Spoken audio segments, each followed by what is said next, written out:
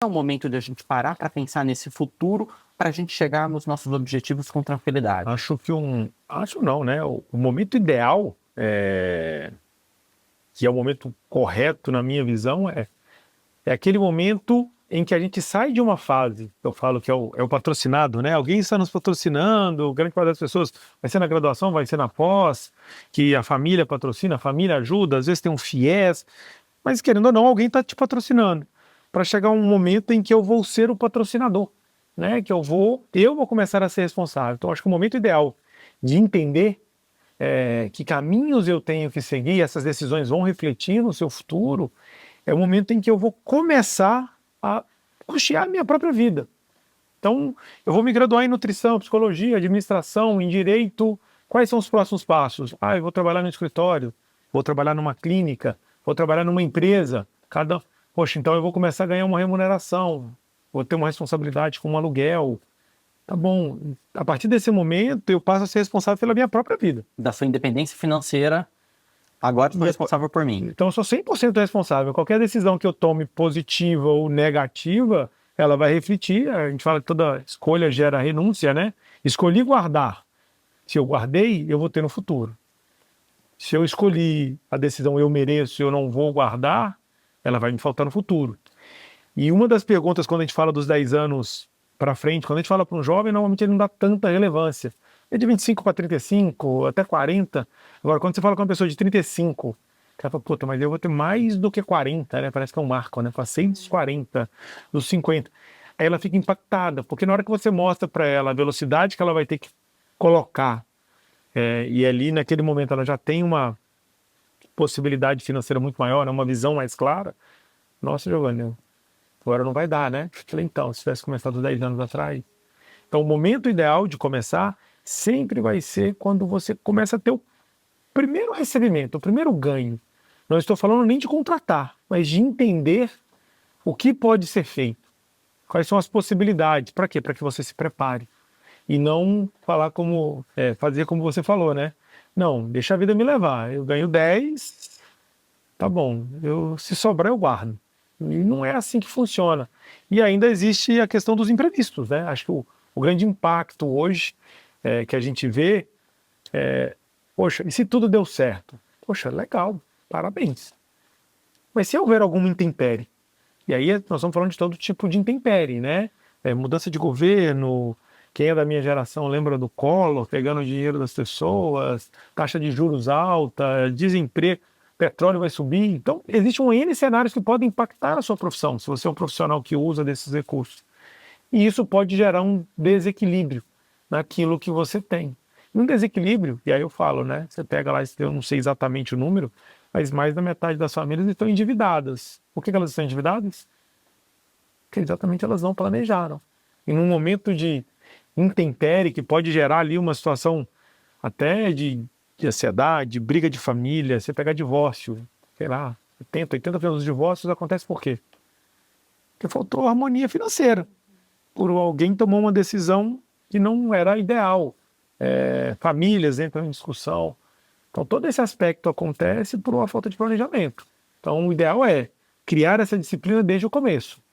Recebi, guarda um pedaço. E quando uma pessoa busca ali por você, é exatamente essa visão de ter um planejamento das realizações dos sonhos, das vontades, dos desejos, de repente da constituição de uma família, que daí vem novos membros, e você ajuda tanto no processo de construção desses sonhos, quanto na questão do planejamento financeiro ali, para poder chegar nos objetivos que a pessoa tem. Como que é o teu dia a dia junto com seus, por exemplo, com as pessoas que você atende? Acho que um ponto que a gente tem que considerar, né, com as pessoas que eu atendo, o que a gente sempre vai levar em conta, né? É aonde eu estou e aonde eu quero chegar e que caminho eu vou seguir. Então, tem pessoas, não, sou um solteiro convicto, vou me casar e não vou ter filhos, vou me casar e vou ter 1, 2, 3 filhos. E aí a gente vai entender qual é o perfil de profissão, qual é o risco dessa profissão. Aí risco, quando eu digo, um CLT tem um risco, um concursado estatutário ou não estatutário tem um risco, um médico tem um risco de, sei lá, falar com o médico vai ficar sem trabalhar.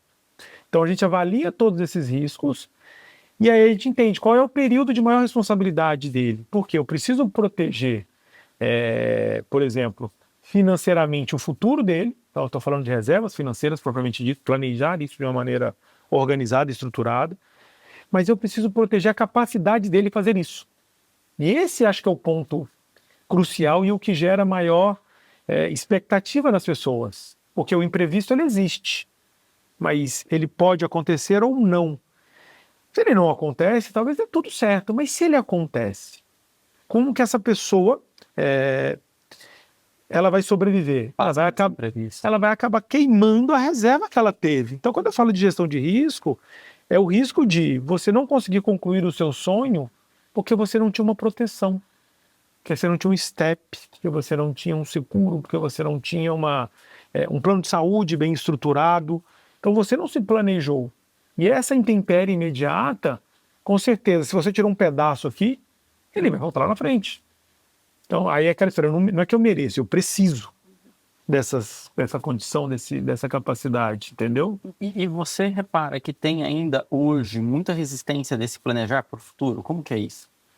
A gente tem muita, principalmente, aí eu posso até dizer, né, nesse universo online que a gente vive hoje, né, a vida do Instagram, né? A vida do Instagram é maravilhosa, todo mundo olha, acha, eu preciso disso. Boas, né? Não tem, fala só tem coisa boa, né? Não tem nenhuma, a pessoa não mostra ali a vida real muitas vezes.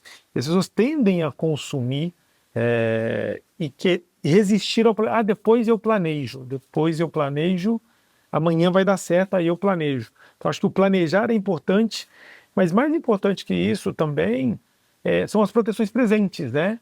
É a pessoa ter uma estruturação de uma situação que a impeça de gerar renda. Porque quando a gente começa, né, a gente acha que vai ser assim, daqui para frente agora é só ganho. Mas algo pode acontecer, um acidente pode acontecer, sei lá, a gente teve uma Covid aí, né, gera uma internação, uma incapacidade temporária. E como é que eu mantenho as contas em dia? Quantas vaquinhas a gente contribuiu na pandemia?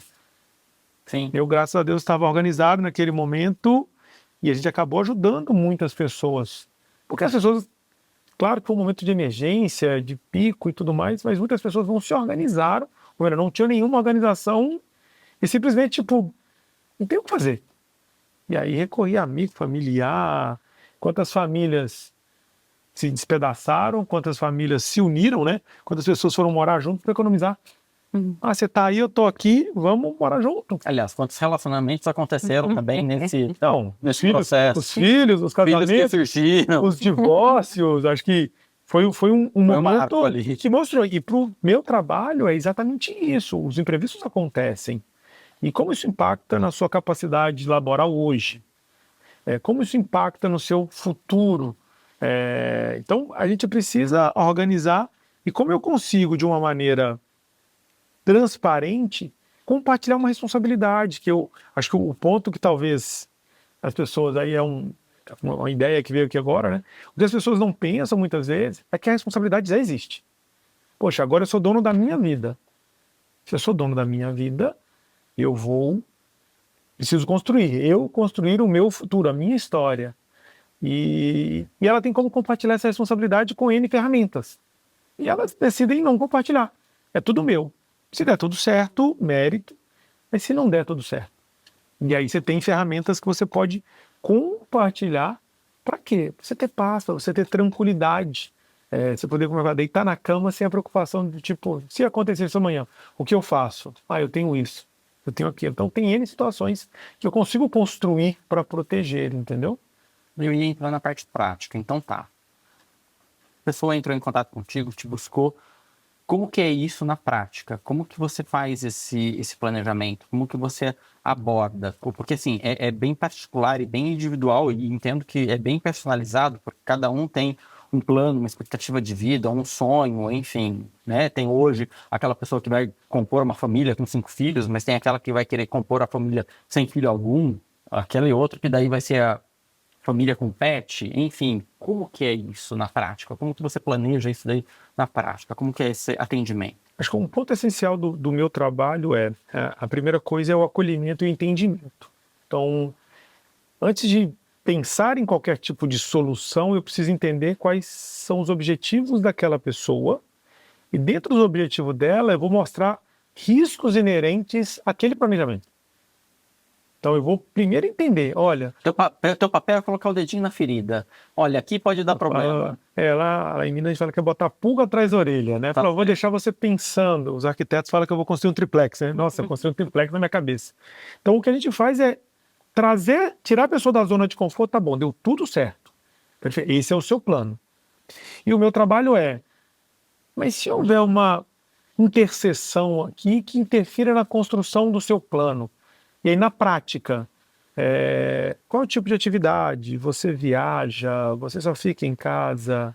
Poxa, qual que é a responsabilidade que você tem? Ah, não, meu marido não trabalha, minha esposa não trabalha.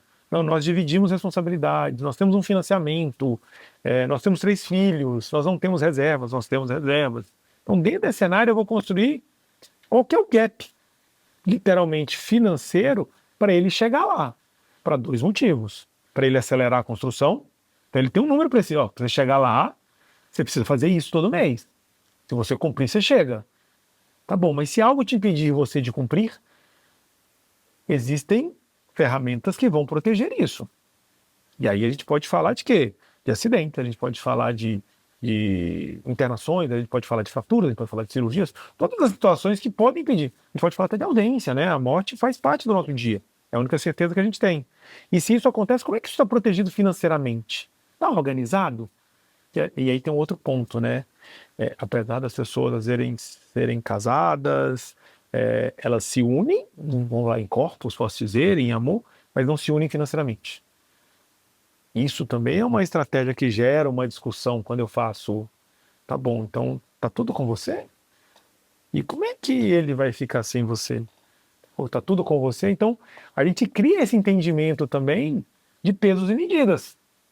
Porque às vezes um casal pode ter uma estrutura, sei lá, 80-20, não é meio a meio.